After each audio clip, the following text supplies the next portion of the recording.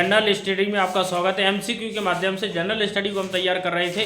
निम्नलिखित में से ये रहा आपका क्वेश्चन, निम्नलिखित में से कौन सा देश बिम्स्टेक का सदस्य नहीं है। बिम्स्टेक एक रीजनल संगठन है और बिम्स्टेक का फुल फॉर्म होता है bay of Bengal initiative. B for bay of Bengal, I for initiative, M for multi, S for sectoral, T for technical, E for economical and C for cultural.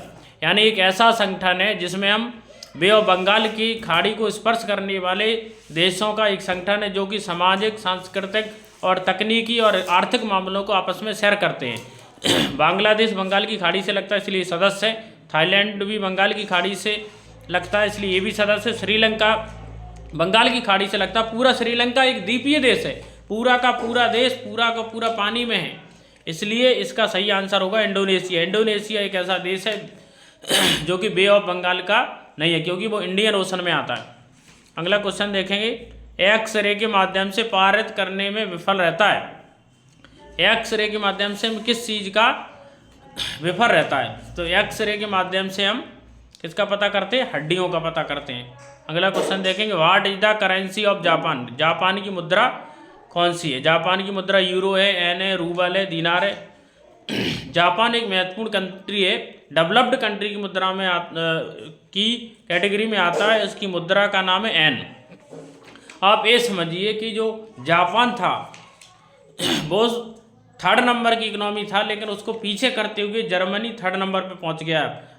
IMF यानी international monetary fund की report के अनुसार दुनिया का सबसे बड़ी economy है America, दूसरे नंबर पे चाइना और तीसरे नंबर पे आ गया जर्मनी, चौथे नंबर पे पहुंच गया है जापान और 5वें नंबर पे अपना प्यारा भारत।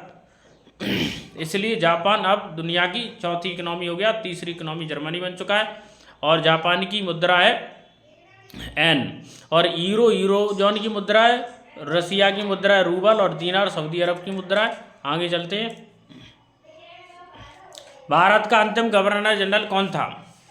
भारत का अंतिम गवर्नर जनरल की बात हो रही है तो भारत का अंतिम गवर्नर जनरल था लॉर्ड माउंटबेटन। कौन से? Lord Mountbatten. माउंटबेटन के बारे में आप समझ लीजिए। Lord Mountbatten. भारत का विभाजन 15 अगस्त 1947 को हुआ था, जिस दिन हम आज़ादी के रूप में मनाते हैं।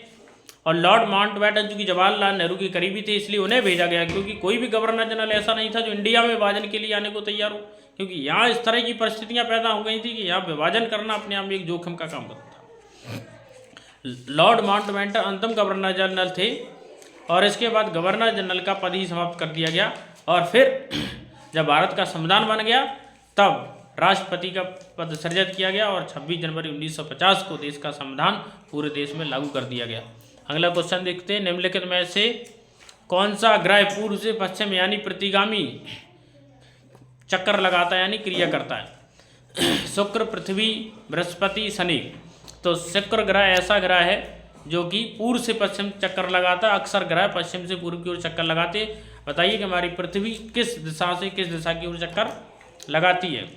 भारत के किस राज्य में अपने कुल भौगोलिक क्षेत्र में वनों का प्रतिशत है? भारत के उस राज्य का नाम बताना जिसमें भौगोलिक क्षेत्र में वनों का प्रतिशत सर्वाधिक है। तो ऐसा राज्य है मिजोरम। मिजोरम एक ऐसा राज्य है छोटे राज्यों की श्रेणी में जिसमें भौगोलिक प्रतिशत के रूप में सर्वाधिक वन पाए जाते हैं। लेकिन क्षेत्रफल की दृष्टि से सर्वाधिक वनों वाला राज्य है अपना प्यारा मध्य प्रदेश, MP।